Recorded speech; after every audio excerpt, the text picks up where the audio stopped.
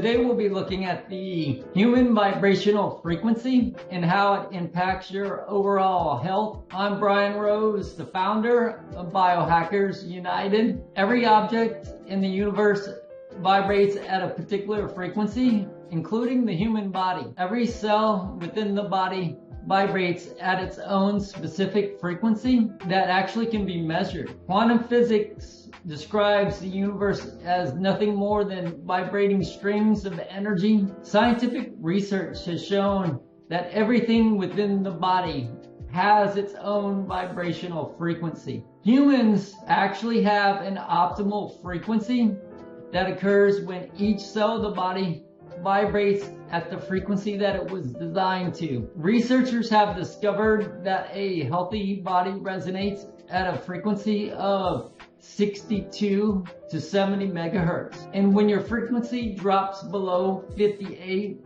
megahertz, that's when disease becomes possible. Both bacteria, viruses, and diseases all have their own frequencies that influence the body's overall vibrational frequency itself. So as your vibrational frequency declines to both because of environmental and psychological factors such as stress, the immune system, which becomes compromised, it actually starts to wreak havoc on the body as it lowers your body's vibrational frequency. Even trapped emotions, not stored in the brain, but stored in your organs, stored in your muscles, and stored in your tissues, pocket electromagnetic energy that leaves a negative influence on your overall health and well-being. In general, the human body's vibrational frequency, this is interesting, it declines 2% per year as you get older. So ideally you want to try to maintain a higher vibrational frequency for as long as possible for overall optimal health and well-being. Now, Albert Einstein described the dual nature of light on how it can be both a particle and a wave, which becomes apparent when the vibration of the light waves from two separate sources start to interact with each other. The dual vibrational frequencies of waves lead to what's called superposition, whereby the result of the vibration can either be decreased or increased by the two separate light waves, depending on whether or not they're in sync. When the two frequencies become synced, then it can actually raise the vibrational energy exponentially, which we'll look at later on how to raise your vibrational frequency. But after that, Nikola Tesla, he was researching vibrational therapy, and which was actually backed up by ancient knowledge. He was particularly looking at the 12 laws of the universe. Law number 2 states that at microscopic levels, everything in the universe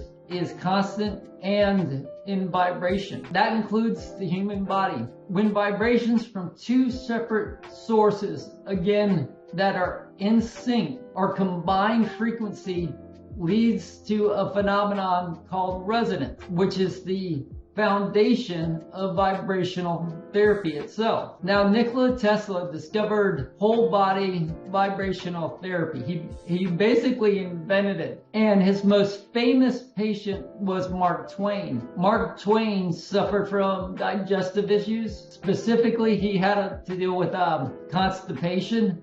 So Nikola Tesla started treating Mark Twain using a mechanical oscillator that generated vibrational energy waves on Mark Twain on a daily basis for several months. Mark Twain began feeling better with each use. Tesla noted that how Mark Twain regained his youthful vigor and virtually was unidentifiable as a man who had been plagued by chronic illness in just months prior, including the health conditions that he came to him with, including constipation, pain and inflammation, injuries, infection, and heart disease. More recently, whole body vibrational therapy has continued to be studied for various conditions. In 2021, 𝐦𝐨𝐬 used his vibrational therapy to aid in the repairing of fractured bones in elderly people. The healing process was observed to be enhanced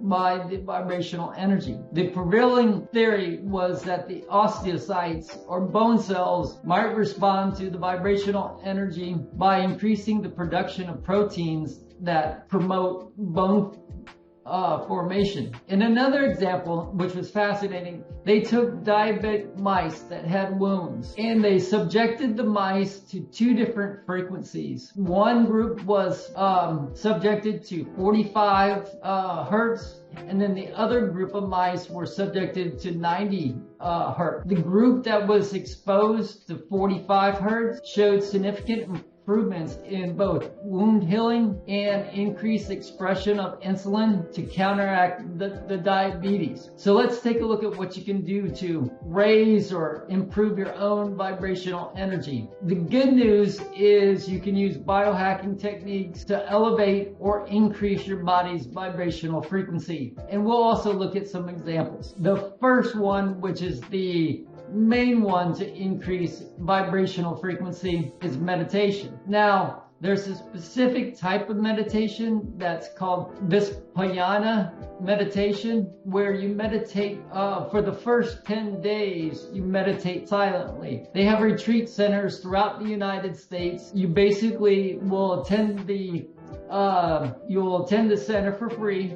They take donations, but for the first 10 days, it's 8 hours a day of silent meditation. And when you're doing the silent meditation, they'll have different sessions that they'll start to talk about how you can channel energy throughout the body itself. Now, part of the challenge of meditating, especially for 8 hours a day, is you'll have thoughts and feelings that will continue to arise as you're meditating. One helpful hint will be, or advice, is to use a mantra. Use a mantra like Om, or I personally use the mantra Rama. Number two, sun exposure can help elevate your body's vibrational frequency. Just in the early morning rays from the sun can help increase the body's internal vibrational energy, just simply absorbing the sun's energy, especially in the morning time. The third way you can elevate your body's vibrational frequency is in the presence of either someone you love or a family member. It could be a parent with a child. It could be a child with a grandparent. What happens goes back to what Einstein was describing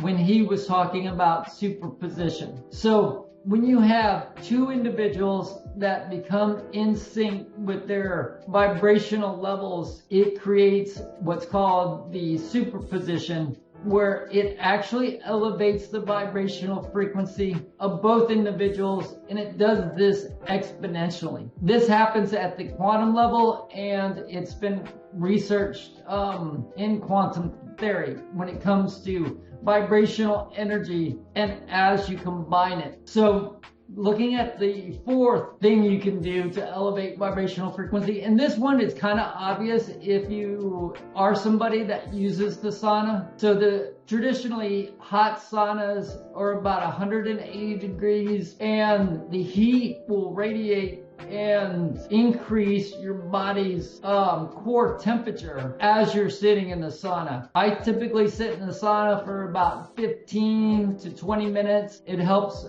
get rid of toxins, but it also elevates the vibrational level of the body itself. Heat in itself is a catalyst for elevating energy throughout the body. A fifth and reason to elevate vibrational frequency is high intensity exercise. If you're get into running, get into playing tennis, basketball, CrossFit, anything that elevates your heart rate, anything that gets your body moving on a regular basis will start to increase your body's vibrational energy. Now, the sixth way goes back to Nikola Tesla. Now, Nikola Tesla created a device, an oscillating mechanical device that elevated the vibrational energy of Mark Twain. Now, there are modern versions of similar devices. There's also new technology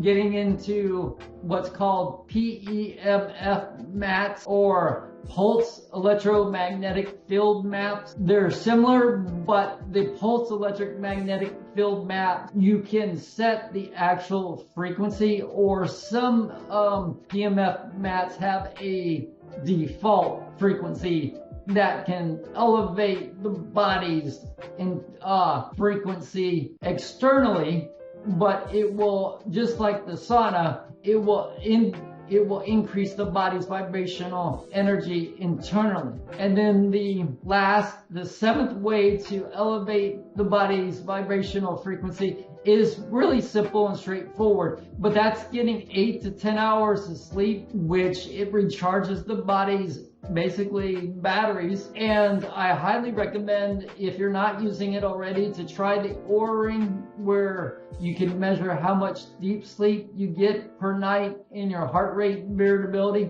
That will help track whether or not you're good to go the next day. So now you're probably thinking, so if these are ways to increase your vibrational frequency, how can you tell? What are ways to tell if you're starting to elevate your energy within the body? The first one is relatively straightforward. You'll start to move faster. You'll walk at a faster pace. Okay, that's simple. The other thing, you'll have more energy, of course. If you've been having digestive issues like constipation, especially if you start to get into running on a regular basis, or you're physically moving on a regular basis, constipation might start to go away. Now, here's one that is both related to increased vibrational energy, but this is also a key indicator when you increase neural performance. A lot of people ask, if you take a nootropic product or you raise your vibrational energy, how can you tell? Well, a direct way is you'll have an increased sense of smell. Believe it or not, if you run a 5K, if you run on the treadmill, if you're doing something that is intense and it elevates your body's vibrational energy, you'll increase your body's senses. Besides the increased sense of smell, you'll have an increased field of vision. It will also, you might have more vibrant colors. It kind of opens the field of vision. Another example of people that have a higher vibrational energy, you could see it with the Olympic athletes, especially runners, swimmers, or gymnasts, and it's also correlated to individuals that have a high VO2 max. When you start to elevate your VO2 max, it also correlates to increasing your body's internal vibrational energy. So those are individuals who are already operating at a high level of vibrational energy, just as examples. But as you do it yourself, you'll start to see different indicators, especially the main one is increased sense of smell. Whether you go to the gym or somebody just walks past you, you might smell their perfume, you might smell their deodorant, or you might walk by and you might start to smell like the flowers, you might start to smell things that you normally might not pick up on. And it typically happens right after you do a high intensity exercise or you increase your body's vibrational frequency. Okay, so let's look at some scientific ways on how you can measure your body's vibrational frequency other than the ways you can observe. There's a device that I've used in the past. It's called 𝐦𝐨𝐬, and if you look it up, it's 𝐦𝐸𝐸, which uses galvanic skin measurement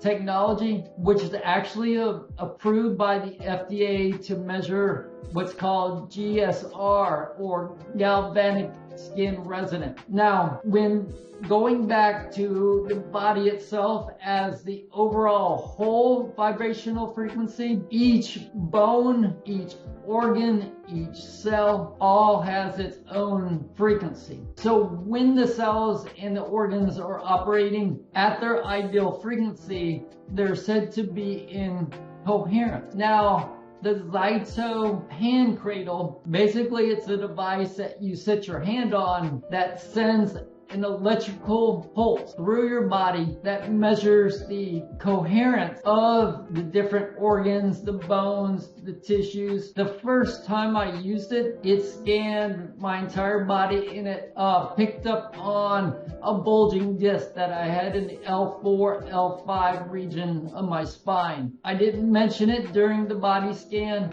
but it came up as being out of coherence, and it came up on the report specifically of the bulging disc itself. Now, the 𝐦𝐨𝐬 hand cradle can cost anywhere from several $1,000s. I highly recommend finding a functional medicine doctor or naturopathic doctor, somebody who already uses the 𝐦𝐨𝐬 hand cradle in their practice that can perform a scan. If they can look at both, like I said, what parts of the body are in or out of coherence, and it can also track your vibrational energy as you increase it over time. So there's other instruments besides 𝐦𝐨𝐬 equipment and their software application, but this is just one device to consider and to look into. Now, I do want to mention some things that you need to avoid. Of course, you're probably going to think about low vibrational foods like processed foods, sodas, fried food, alcohol, but specifically you want to watch out for sugar. Sugar itself starts to thicken the blood, which reduces the body's vibrational energy.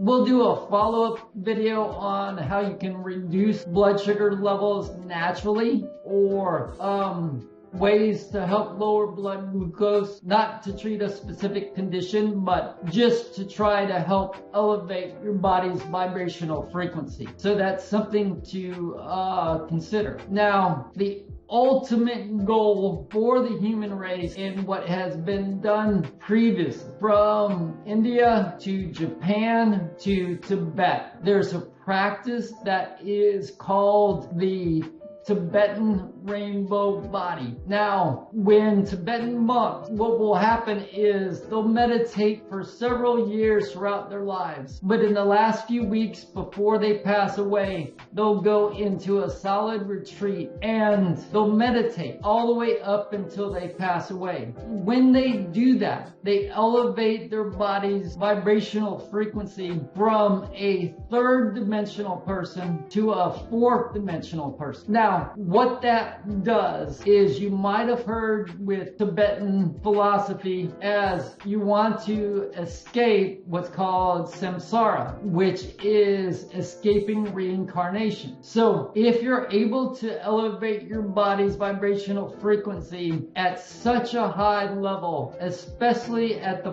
point that you're going to pass on, that's where they're able to escape reincarnation. And it puts the soul, it puts the spiritual essence of what's released from the body into a higher state, becoming a fourth dimensional being permanently, no longer being reincarnated. The final thing I wanted to do is mention a new book that just came out, which I highly recommend. I just got it. If anybody has watched 𝐬𝐴𝐺𝐿and has a new book out. It's called the Longevity Leap. And what's interesting, the two main components of his book, which I highly recommend checking out, especially if you're into biohacking. His first component states that delaying chronic diseases by trying to keep your health and biomarkers in the lowest risk category for as long as possible. So that's the first thing you want to do. The second thing he looks at is slowing down your biological aging by trying to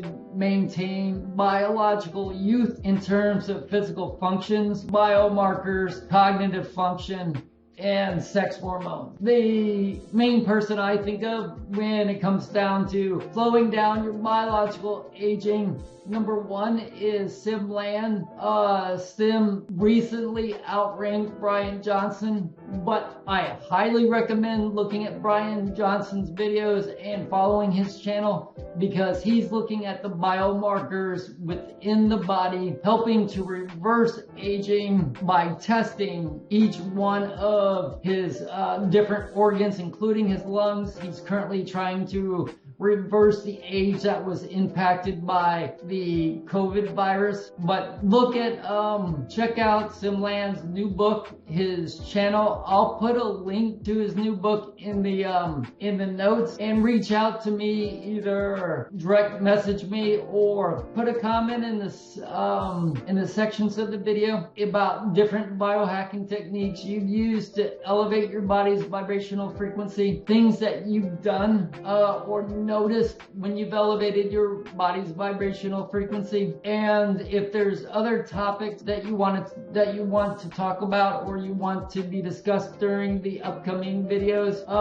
reach out to me or post in the comment section, and we'll be like I said, we'll be discussing other ways you can measure vibrational energy besides what I discussed today. And we'll also talk about how to elevate and change your brain frequency on demand. So there's different types of biohacking, including both physical and metaphysical. If you liked today's video, please go ahead and subscribe to the channel if you find this was valuable information. And in the future, I hope to have other fellow biohackers on the channel where people can come on to the Biohackers United podcast, and we could talk about different biohacking techniques that, everyday people are using in their life to help either extend longevity or to try to tackle different health issues or conditions within their life. So anyways, hit me up if you're interested, and have a good night. Thank you.